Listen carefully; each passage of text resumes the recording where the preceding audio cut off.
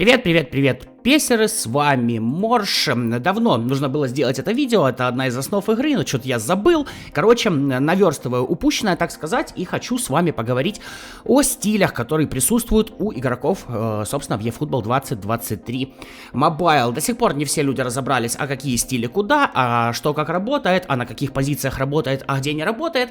В общем, я надеюсь, своим простым языком я вам смогу все это дело объяснить, ну а вы не поскупитесь на поддержку, лайки, комментарии, ну и все эти дела. Напоминаю, что полезные ссылочки находятся в описании закрепленного комментария, смотри, подписывайся, пиши, если нужно. Ну а я, пожалуй, начинаю, но прежде чем начать рассказывать о стилях, хочу обратить ваше внимание, что в нашей игре можно игроков ставить на позиции не по стилю, то есть на позиции, на которых стиль работать не будет, и тогда он будет играть как игрок без стиля. Сейчас объяснения, что такое игрок без стиля, нет в принципе как такового. Вот. Но раньше Konami это объясняла так, что игрок в зависимости от рандома будет играть как какой-нибудь стиль, который работает на этой позиции. Как это работает, хрен его знает, но вы знаете, Konami нам объяснять ничего не старается и не делает, и не умеет, и вообще нахрен оно им надо. Просто приведу пример, у нас был легендарный форвард Адриано, я думаю, вы знаете, он в Интере играл. Он, в принципе, изначально был без стиля. То есть, его не нужно было даже на другую позицию ставить. И при классном умении атаковать, классных показателях и всем остальном, он очень часто тупил на поле. Короче, это какая-то такая плохая затычка, поэтому лучше все-таки использовать игрока на той позиции, где его стиль работает. Ладно, давайте начнем с вратарей. У нас есть два варианта вратарей. Это атакующий вратарь и обороняющийся. Значит, атакующий, в чем вообще разница? Атакующий вратарь будет чаще идти на выход, пытаться перехватить мяч, обороняющийся же, собственно, будет стоять постоянно на ленточке и стараться поймать мяч там. Значит, при том, что в 21-й части, в 20-й атакующие вратари все-таки были немножко побыстрее, это имело какой-то смысл. Сейчас же у всех вратарей хреновая и скорость, и ускорение, и поэтому мне кажется, что лучше все-таки ставить, я предпочитаю ставить обороняющегося вратаря, просто банально потому, что вывести вратаря вы можете и сами вручную, а при этом на ленточке он будет чуток все-таки получше. При этом атакующие вратари часто не слишком высокого роста, обороняющийся здесь повыше, а значит большую часть ворот они могут перекрывать. Значит, дальше идем. Подключение к атаке. Стиль для центрального защитника работает только на позиции центрального защитника. Не слишком я люблю этот стиль, в общем, его можно описать как в любом удобном случае защитник попрет вперед, собственно, делая свободную зону у вас в центре защиты, и, естественно, в эту свободную зону вам могут напихать по самые помидоры. Надо оно вам? Я считаю, что не надо. Сильно он поможет в атаке? Я считаю, что не сильно он поможет в атаке. Да, на экране вы видите примеры игроков, которые обладают тем или иным стилем. Идем дальше. Стиль наращивания тоже работает только на позиции центральный защитник.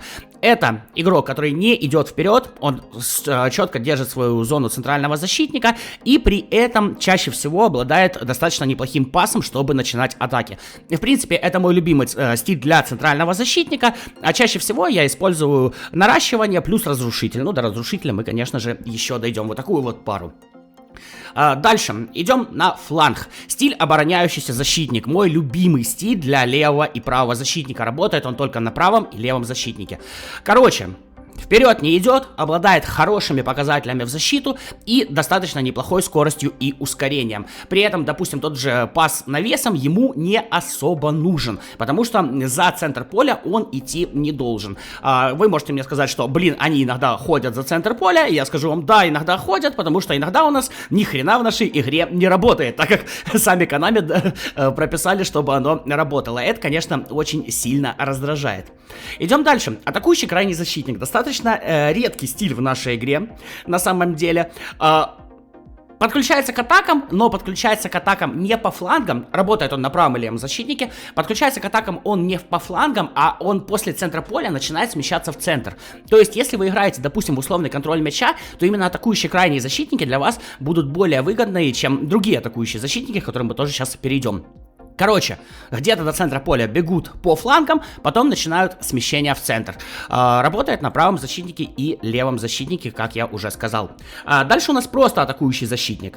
То же самое, но подключается он на фланге. Работает на правом защитнике и левом защитнике. Отличаются неплохим пасом навесом чаще всего. Ну и в защиту они особо, если честно, не умеют. То есть атакующий крайний защитник до центра поля, потом ближе к штрафной соперника, просто атакующий защитник до центра поля и на фланге. Я думаю, разницу вы понимаете. Дальше у нас позиция якорь. Работает она исключительно на опорном полузащитнике. И это, наверное, мой любимый стиль, в принципе, для опорного полузащитника. Глубоко остается, помогает в защите, так сказать, первый редут обороны, встречает соперников чуть ниже центра поля, а потом уже передает, так сказать, полномочия центральным защитникам, ну и правому и левому, если он с этим не справляется. Вперед не идет, зону не оголяют, надежно, максимально все хорошо. И последнее, что я хочу сегодня затронуть, это стиль разрушитель. Работает он на центральном полузащитнике, опорном полузащитнике и центральном защитнике.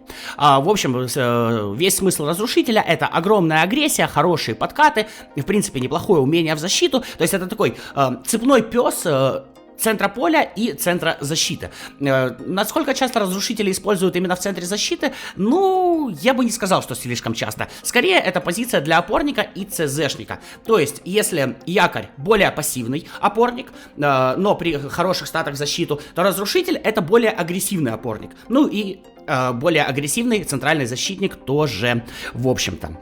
Я советую вам эти стили миксовать, так сказать, одним дополнять другой. Вот у меня, допустим, в центре защиты чаще всего наращивание и разрушитель. То есть один четко надежный, второй четко агрессивный.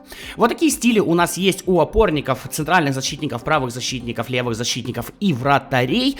Во второй части этого видео, которое я выпущу завтра, расскажу про полузащиту и нападение. Надеюсь, что-то полезное я вам рассказал, и надеюсь, тем людям, которые только приходят в игру или, в принципе, что-то не знают о нашей игре, это видео было полезным. На этом, ребят, прощаюсь. Спасибо за вашу поддержку. Как всегда, Морж, как всегда, пока-пока.